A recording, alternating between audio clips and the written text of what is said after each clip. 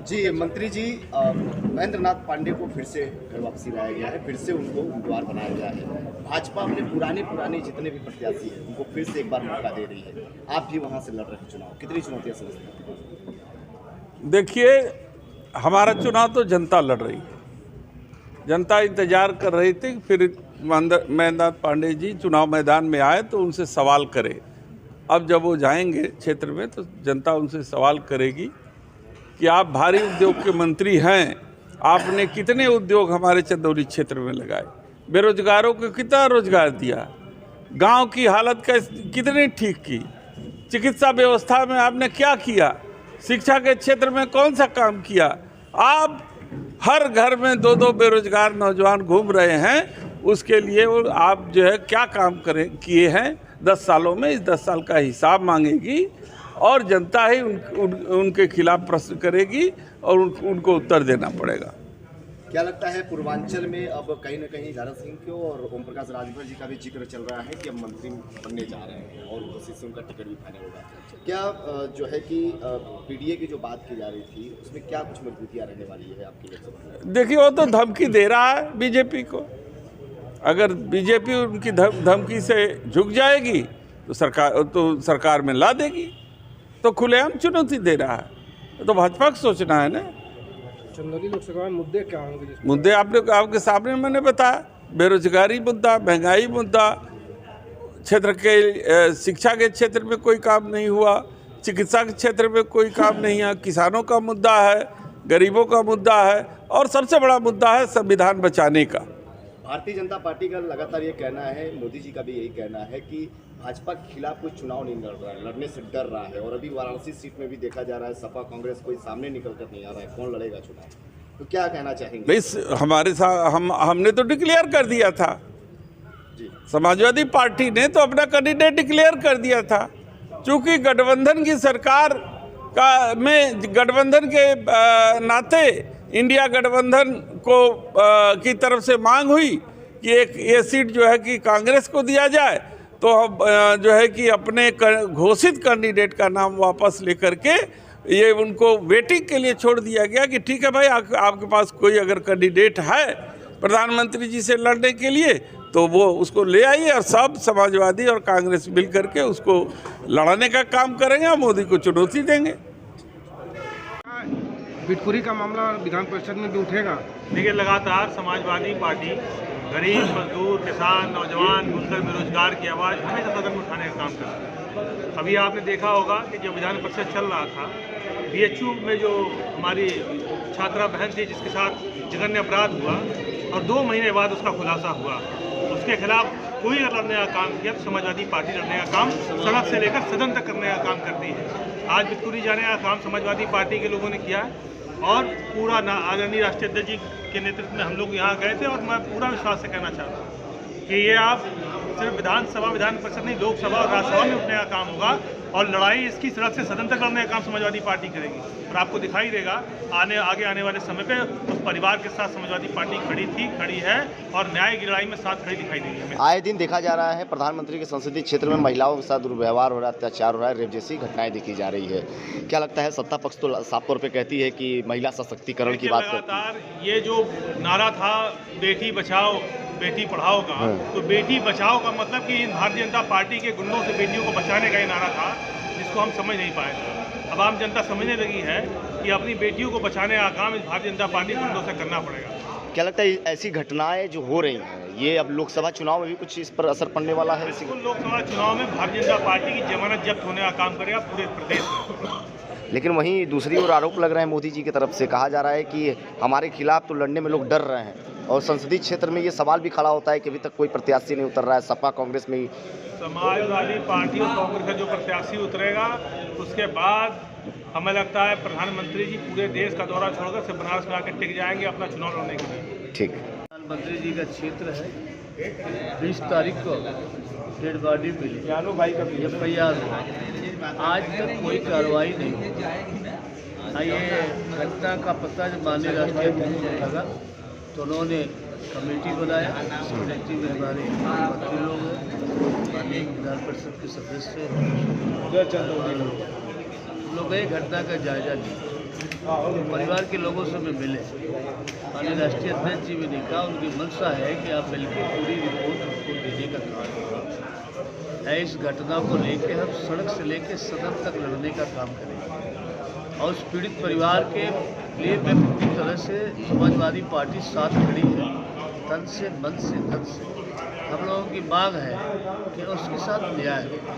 पीड़ित अपराधी पीड़ित परिवार का आरोप है कि पोस्टमार्टम रिपोर्ट भी नहीं दिया गया और पुलिस हीला हवाली दे रही है। पूरी तरीके से ये कहा जा रहा है कि वर्तमान सरकार जो है इस पर कुछ कदम नहीं उठा रही। तो क्या लगता है? वर्तमान सरकार पूरी तरह से लिपापोती करने का काम कर रही है, मामले का पर्दाफाश कर काम कर रही है।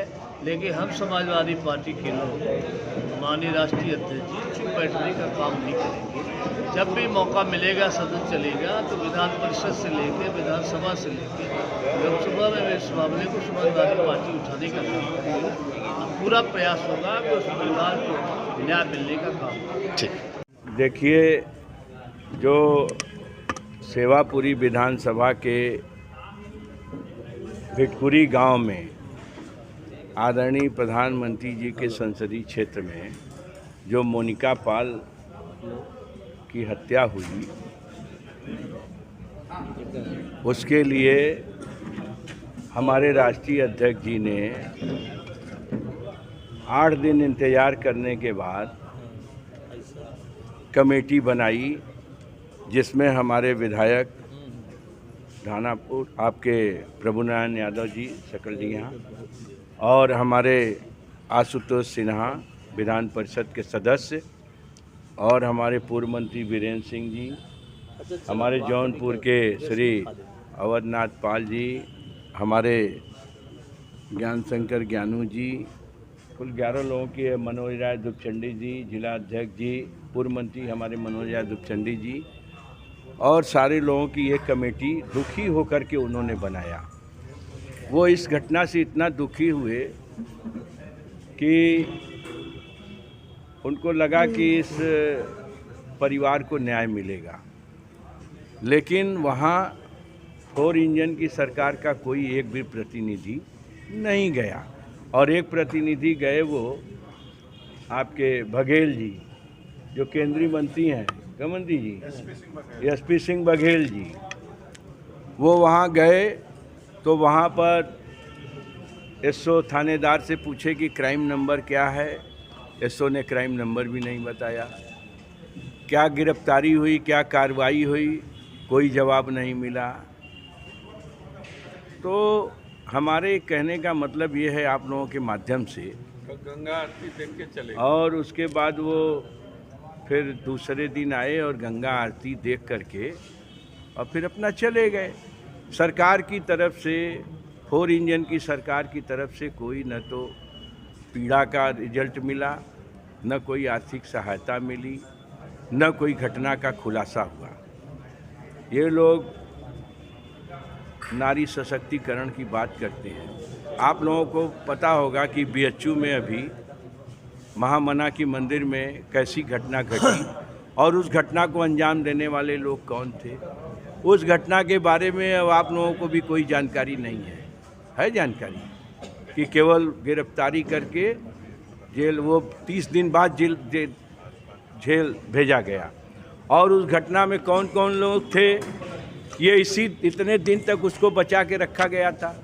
वो सरकार जानती थी कि भारतीय जनता पार्टी के हमारे पदाधिकारी हैं, इसलिए उनको बचा करके रखा। तो हमारा ये कहना है कि हमारे राष्ट्रीय अध्यक्ष जी ने उस पूरे परिवार को हम लोगों की कमेटी बना करके उनके दुख दर्द के लिए हम लोगों को भेजा है। उन्होंने कहा है कि आप उनकी गोपनीय रिपोर्ट ले आकर के हमको दीजिए और हम लोकसभा की सदन की जब कार्रवाई शुरू होगी तो उसमें हम उठाएंगे, राज्यसभा की कार्रवाई शुरू होगी तो उसमें इस घटना का जिक्र होगा, विधानसभा की कार्रवाई होगी तो उसमें ये घटना का जिक्र होगा, और विधान परिषद का जब कार्रवाई होगा तो आशुतोष सिन्हा जी हैं, ये उसमें उस घटना का प्रस्तुतिकरण करेंगे। कोई मुकदमा 376 का नहीं दर्ज हुआ। मुकदमा उस तरीके का दर्ज हो गया, उसके साथ रेप हुआ, रेप होके हत्या हो गई। बाकी अभी तक 376 नहीं दर्ज हुआ और कोई की गिरफ्तारी नहीं हुई किसी। अब इससे बड़ा क्या कहा जाए। और ये जो हमारे वहाँ पे जो लोग हैं, BHU के जो लोग पकड़े गए, उन लोगों पे कौन कौन सी धारा लगी ये तो आप ही लोग जान रहे होंगे। आप लोगों से निवेदन है कि उस धारा का खुलासा कर दीजिएगा कि वो लोग जो पकड़े गए उन पे 376 लगा कि नहीं लगा। जो लोग पकड़े गए BHU के, उनके ऊपर 376 कब लगेगा और उनका फोटो किनके साथ था? उनका फोटो हमारे आदरणीय देश के प्रधानमंत्री जी के साथ था।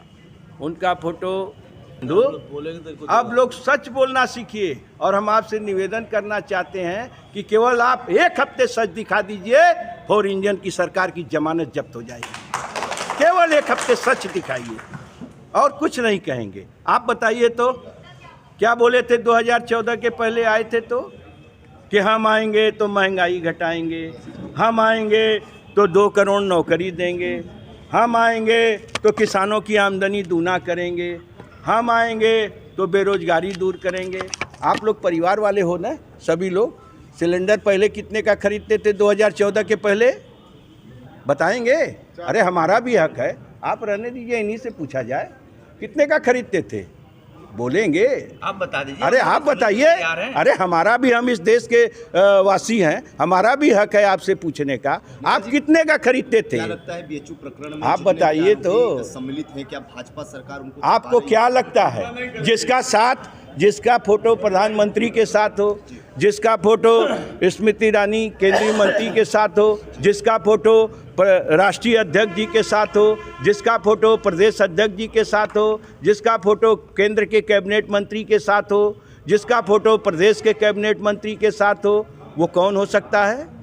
वो हो कौन सकता है? वो न तो पत्रकार हो सकता है, न समाजवादी पार्टी का कार्यकर्ता हो सकता है, न वो कांग्रेस का कार्यकर्ता हो सकता है, न वो इंडिया का कार्यकर्ता होता है। वो तो बस भाजपा का ही हो सकता है।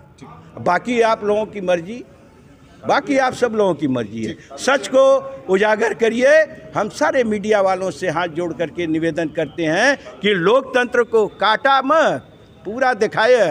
हाँ, काटा कुटी मत करा। हाँ।